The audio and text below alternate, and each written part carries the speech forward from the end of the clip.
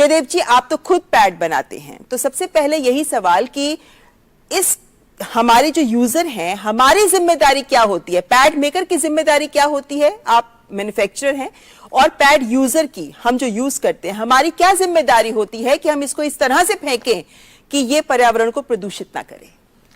नहीं, पहले बात तो आई थिंक मैन्युफैक्चरर के से जानकारी देना चाहिए जो यूजर्स है उनको कि किस तरीके से इसको डिस्पोज कर सकते हैं, किस तरीके से फेंक सकते हैं। बिकॉज अगर वो जानकारी उनके तक नहीं पहुंचेंगे तो उनको भी नहीं पता होगा कि कैसे आगे करना है। जनरली क्या करते हैं लोग, प्लास्टिक के थैली में डाल के उसको फेंक देते हैं, ब्लैक कलर के प्लास्टिक की थैली में।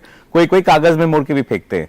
तो कागज तो फिर भी एक है कि जो एनवायरमेंट फ्रेंडली चीजें हैं, लेकिन अगर आप प्लास्टिक के थैली में डाल रहे हैं तो फिर वो ब्लॉक हो जाता है, उसमें आप वो आगे जाके वैसे के वैसे ही रह जाता है इतने सालों तक।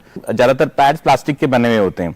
अब उसके अंदर जो मटेरियल रहता है वो नेचुरल मटेरियल होता है, जैसे वुड पल्प है जो पाइन वुड से बनता है। लेकिन अगर आप प्लास्टिक से एक चीज को मोड़ देते हैं तो उसके अंदर फिर आप जो अंदर के जो नेचुरल मटेरियल भी है वो बाहर नहीं आ पाते हैं।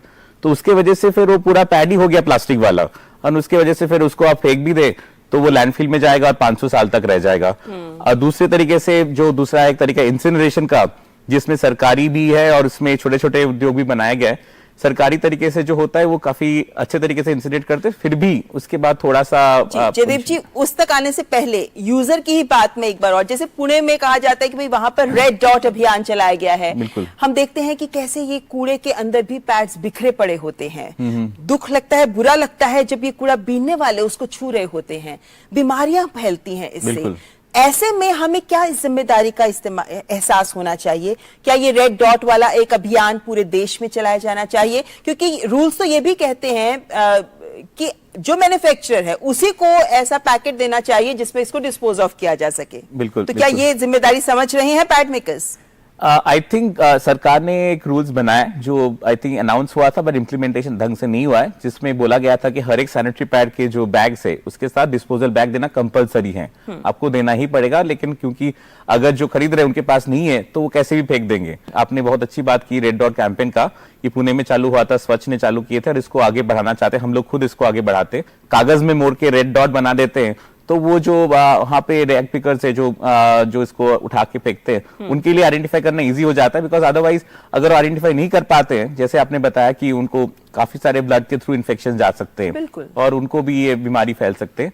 तो इसलिए जरूरी है कि अगर वो कर सकते हैं, प्लास्टिक में रेड डॉट बनाना मुश्किल होगा, लेकिन कागज में अगर करते हैं तो इजी है उसको करना। वैसे भी प्लास्टिक में तो फेंकना ही नहीं चाहिए। बिल्कुल बिल्कुल नहीं। पैड वैसे ही प्लास्टिक का और नुकसान करता है, ऊपर से आप उसको प्लास्टिक की थैली में है तो चाहे जो बायोडिग्रेडेबल है वो भी पोल्यूट करेंगे क्योंकि वो प्लास्टिक की थैली में है।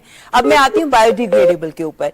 आपका पैड इकलौता ऐसा पैड है जो अपने आप नष्ट हो जाता है, 90 से 180 दिन का समय आप लोग बताते हैं नष्ट हो जाता है, प्राकृतिक रूप से नष्ट हो जाता है। खाद बना सकते हैं आप उसकी, लेकिन ये तो हमें बहुत सारे लोग बोलते हैं इस बात को कि हमारा भी बायोडिग्रेडेबल है, साल 2 साल में नष्ट हो जाता है इत्यादि, लेकिन वो प्रमाणित नहीं होती बातें। ये जानकारी कैसे पहुंचे? तो बायोडिग्रेडेबल का मतलब ये होता है कि जो चीज खुद ब खुद नष्ट हो जाता है या वो कुछ खाद बन जाता है या मिट्टी में मिल जाता है, इसको बायोडिग्रेडेबल बोलते हैं।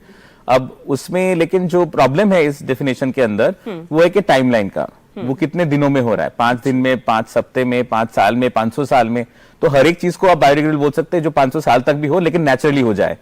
अब उसके अंदर इसलिए बायोडिग्रेडेबल बोल के कोई स्टैंडर्ड कहीं पे भी नहीं है। ऑक्सोडिग्रेडेबल के बारे में आजकल बहुत बातें हो रहा है। उसका मतलब ये होता है जो मटेरियल है वो मटेरियल सनलाइट, हीट या तो अल्ट्रावायलेट रे के अंदर अगर आता है तो उसको डिसइंटीग्रेट करके माइक्रोप्लास्टिक बना देता है। अच्छा। ये माइक्रोप्लास्टिक्स 500 साल 1000 साल तक रह सकता है और ये प्लास्टिक से भी ज्यादा डेंजरस है। एक आर्टिकल आया था जहां बोला गया था कि ब्लड वेसल के अंदर आदमी के, ह्यूमन बीइंग के माइक्रोप्लास्टिक पाया गया है। तो इस लेवल तक वो पहुंच गया, इसलिए पूरे यूरोप से इसको बैन कर दिया गया बहुत सालों पहले। अमेरिका भी इसको बैन कर रहे हैं। अनफॉर्चुनेटली इंडिया में अभी तक इसके बारे में बैन करने का मौका नहीं आया।